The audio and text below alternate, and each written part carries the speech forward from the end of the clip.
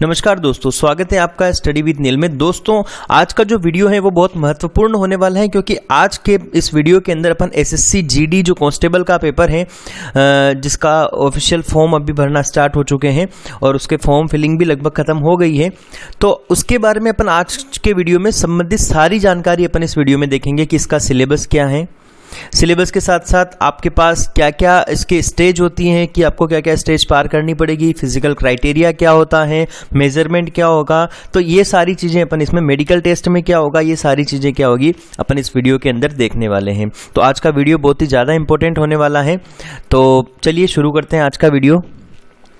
दोस्तों, SSC GD constable की जो एग्जाम है उसके लिए टोटल पोस्ट कितनी आवंटित की गई है 2021 के लिए 25,271 के आसपास पोस्ट हैं। ये कहीं कहीं पर आपको थोड़ी बहुत वेरी भी करेगी, लेकिन एग्जैक्ट पोस्ट कितनी है 25,271 पोस्ट के लिए SSC GD constable exam 2021 conduct करवाई जा रही है। आपको बता दें कि जो रिक्रूटमेंट बोर्ड है इसका वो क्या है, एसएससी है, जिसका फुल फॉर्म है स्टाफ सिलेक्शन कमीशन। अगर आप इसकी वेबसाइट पर कुछ देखना चाहते हैं, ओरिजिनल इसका सिलेबस देखना, वैसे हम सिलेबस आपको यहाँ डिस्कस कर रहे हैं, आप अगर डाउनलोड करना चाहते हैं तो एसएससी की जो ऑफिशियल वेबसाइट है ssc.nic.in पर जाकर आप देख सकते हैं। दोस्तों, इसकी ऑनलाइन फॉर्म फिलिंग 17 तारीख यानी कि 17/7/2021 से शुरू हुई है और ये ख़त्म कब हो जाएगी, 31/8/2021 को ये ख़त्म हो जाएगी। तो दोस्तों, आज का वीडियो अपन इसी बारे में शुरू करेंगे कि इसके अंदर कौन सी पोस्टें हैं, कांस्टेबल लेवल की पोस्टें रहेगी, जिसके लिए आपको कम से कम मिनिमम क्वालिफिकेशन आपकी कितनी होनी चाहिए, 10th पास आपकी मिनिमम क्वालिफिकेशन होनी चाहिए। इसके लिए आपको असम राइफल में और केंद्रीय सशस्त्र पुलिस बल यानी कि CAPF, central armed police force, NIA, SSF, इस टाइप की पोस्टें रहेगी इसके अंदर कांस्टेबल लेवल की।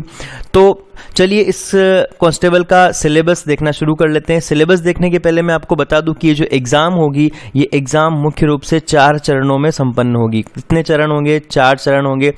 पहला चरण क्या होगा दोस्तों? पहला चरण लिखित परीक्षा होगी, वो भी कंप्यूटर पर, कंप्यूटर बेस्ड लिखित परीक्षा, मतलब ऑब्जेक्टिव पेपर आएंगे, क्वेश्चन आएंगे। दूसरा, अगर आप इस लिखित परीक्षा को पास कर लेते हैं कंप्यूटर पर, तो दूसरा जो पेपर होगा वो काहे का होगा, फिजिकल एफिशिएंसी का होगा, जिसके अंदर आपको दौड़ भाग करनी पड़ेगी। तीसरा जो पेपर होगा फिजिकल स्टैंडर्ड टेस्ट होगा, यानी कि आपकी जो टेस्ट वगैरह मेजरमेंट होगा। और चौथा जो टेस्ट होगा वो क्या होगा, मेडिकल टेस्ट होगा। क्लियर है? तो अपन शुरू करते हैं, एक एक करके चारों चरणों को देखेंगे।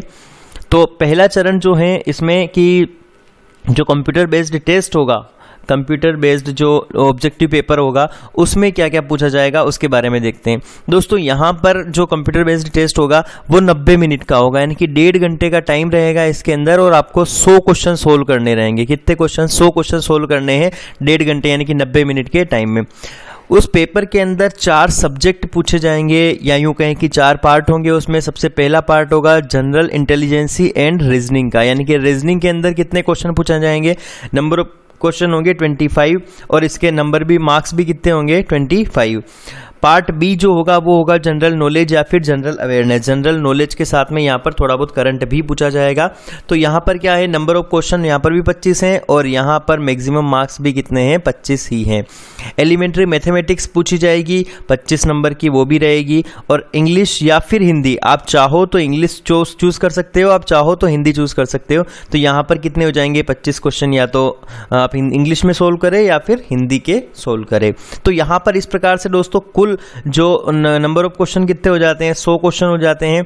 यहाँ पर कुल मार्क्स कितने का रहेगा, पेपर कितने का रहेगा, मैक्सिमम मार्क्स कितना रहेगा, 100, और टाइम कितना रहेगा दोस्तों, 90 मिनट रहेगा। एक बात और दोस्तों मैं आपको यहाँ पर क्लियर कर दूं कि यहाँ पर माइनस मार्किंग भी होगी, माइनस मार्किंग भी रखी गई है। अगर आप एक उत्तर गलत करते हैं, एक गलत उत्तर सोल्व करते हैं, तो आपके 0.25 मार्क्स, यानी कि अगर आप 4 उत्तर गलत करते हैं तो आपका 1 नंबर काट लिया जाएगा। क्लियर है? तो यहाँ पर माइनस मार्किंग भी है। तो चलिए आगे देखते हैं। अब इसका सिलेबस क्या है, एसएससी जीडी के चारों सब्जेक्ट जो थे, जनरल नॉलेज, मैथ्स, रीजनिंग और हिंदी या इंग्लिश, इन चारों सब्जेक्ट, पांचों ही सब्जेक्ट का अपन एक बार सिलेबस डिस्कस कर लेते हैं। एसएससी जीडी सिलेबस में जनरल नॉलेज का सिलेबस सबसे पहले डिस्कस करते हैं। इसमें दोस्तों वैसा तो कुछ डिटेल में तो बताया नहीं हुआ है, लेकिन ब्रीफली जो बताया हुआ है उसको मैं आपको डिस्कस कर लेता हूँ कि भारत और उसके पड़ोसी देशों के बारे में जानकारी पूछी गई है। दूसरा, खेल के बारे में कुछ भी पूछ सकते हैं। इतिहास, मोटे मोटे तौर पर इतिहास, संस्कृत संस्कृति, भूगोल यानी कि ज्योग्राफी, आर्थिक दृश्य, सामान्य राजनीति, भारतीय संविधान, वैज्ञानिक अनुसंधान और सामान्य विज्ञान। यहाँ पर दोस्तों अगर एसएससी जीडी की बात करें तो विज्ञान का जो साइंस का जो वेटेज रहता है वो भी थोड़ा सा बढ़िया वेटेज रहता है। यहाँ पर अप्रोक्सीमेटली 6 से 7 क्वेश्चन साइंस के पूछे जाते हैं। 25 क्वेश्चन में से अगर 6 से 7 साइंस के हैं तो दोस्तों साइंस थोड़ा सा एक बार आपको अच्छे से कवर करके जाना है।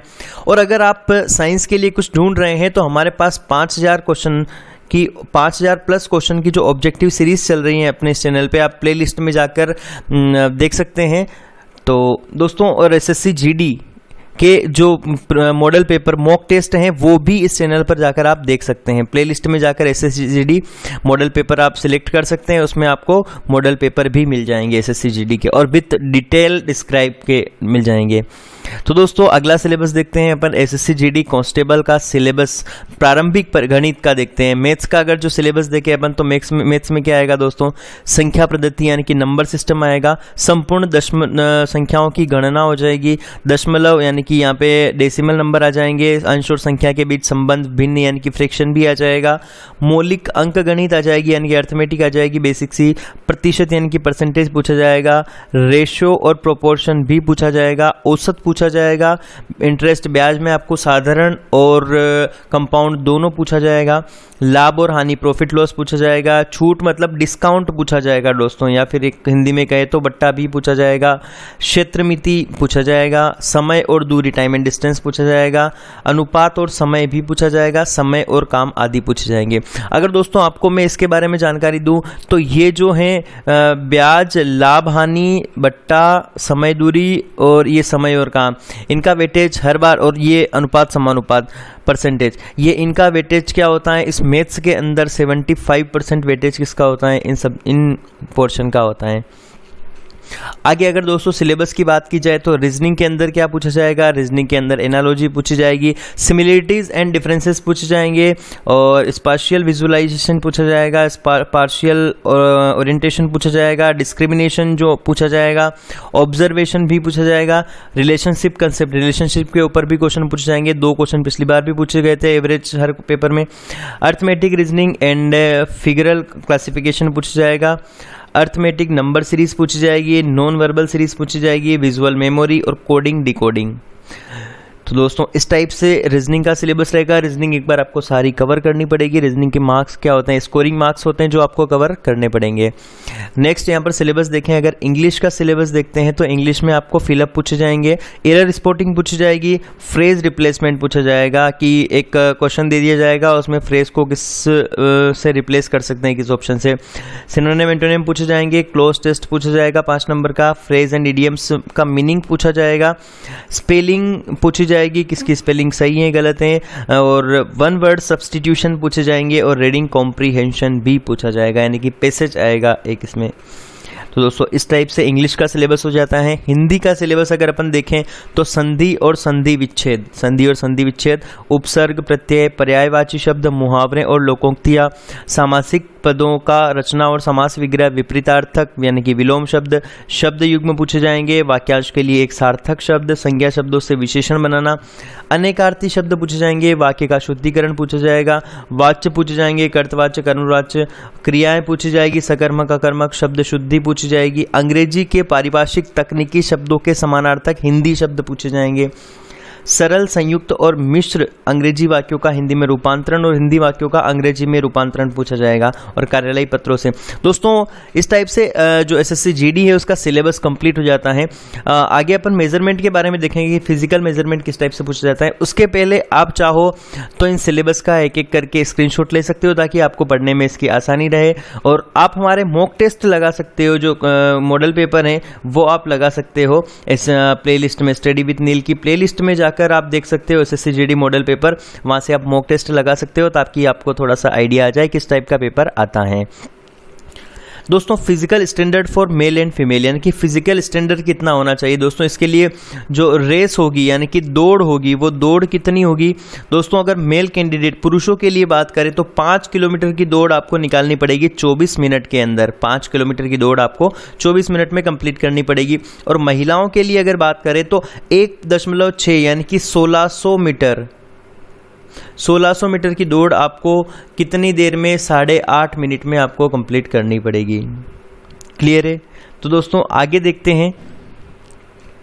अगर आपका जो हाइट देखें, अगर हाइट के बारे में जनरल एससी और ओबीसी के बारे में पुरुषों में, ये मेल मतलब पुरुषों के लिए, अगर जनरल एससी और ओबीसी इनके लिए बात करें दोस्तों, एसटी के लिए क्राइटेरिया केवल अलग रहेगा शेड्यूल्ड ट्राइब के लिए, बाकी सभी के लिए सेम ही है कि 170 सेंटीमीटर आपकी क्या होनी चाहिए? पुरुषों में हाइट होनी चाहिए। महिलाओं में जनरल एससी और ओबीसी में हाइट कितनी हो जानी चाहिए? 157 सेंटीमीटर होनी चाहिए। और यही अगर एसटी कैंडिडेट की बात करें, अगर हाइट की बात करें तो 162.5 क्या होनी चाहिए? एसटी कैंडिडेट की हाइट होनी चाहिए। और वहीं एसटी महिलाओं की बात करें तो 150 सेंटीमीटर क्या होनी चाहिए?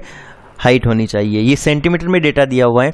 नेक्स्ट अगर देखें अपन दोस्तों तो चेस्ट एक्सपांशन मतलब जो चेस्ट फुला के, जनरल एससी और ओबीसी के लिए अगर छाती को फुला के देखा जाए तो नॉर्मल कितनी होनी चाहिए? 80 होनी चाहिए और 5 सेंटीमीटर एक्सपांशन होना चाहिए, मतलब फुलाना चाहिए। ठीक है, इस प्रकार फुलाकर कुल कितनी? 85 सेंटीमीटर। फीमेल के लिए ऐसा कोई क्राइटेरिया नहीं है। चेस्ट एक्सपांशन केवल पुरुषों में ही होता है। तो यहाँ पर एसटी कैटेगरी के लिए यहाँ पर कितना है? चेस्ट होना चाहिए 76, पुरुषों में 76 सेंटीमीटर क्या होना चाहिए? चेस्ट होना चाहिए। और 5 सेंटीमीटर फुला के, यानी कि इस प्रकार से कुल कितना होना चाहिए? 81 सेंटीमीटर क्या होना चाहिए? मेल कैंडिडेट का चेस्ट एक्सपांशन होना चाहिए। तो दोस्तों इस प्रकार से क्या होता है? फिजिकल स्टैंडर्ड कंप्लीट हो जाता है। अब देखते हैं दोस्तों मेडिकल में दोस्तों आपकी मुख्य रूप से आइज चेक की जाएगी। आइज विजन आपका अगर बेटर आइज है तो 6/6 का, और वर्स आई कितनी हो सकती है? मैक्सिमम 6/9 हो सकती है। क्लियर है? तो इस प्रकार से आपका मेडिकल जो है वो कंप्लीट हो गया और सिलेबस भी यहाँ पर कंप्लीट होता है। अब दोस्तों आपको तैयारी किस प्रकार से करनी है कि जब तक देखो कंपटीशन बहुत हाई होने वाला है इस बार एसएससी जीडी का, तो एसएससी जीडी के लिए आपको दोस्तों मॉडल पेपर लगाने पड़ेंगे और 1 बाय 1 आपको सिलेबस कंप्लीट करना पड़ेगा। अगर दोस्तों वीडियो अच्छा लगा हो तो वीडियो को लाइक करिए, अपने फ्रेंड्स के साथ शेयर करिए, और अगर आपने अभी तक इसका फॉर्म फिल नहीं किया है तो आप जाकर फॉर्म फिल कर सकते हैं। 31 तारीख इसकी फॉर्म फिलिंग की लास्ट डेट है। तो दोस्तों अगर ऐसे ही वीडियो और अगर आप देखना चाहते हैं और एसएससी जीडी की प्रिपरेशन करना चाहते हैं तो हमारे चैनल को सब्सक्राइब करिए, ताकि आपको मॉक टेस्ट मिलते रहे और साथ में सिलेबस के ऑब्जेक्टिव और पूरा सिलेबस भी कवर हो जाए। Bye bye.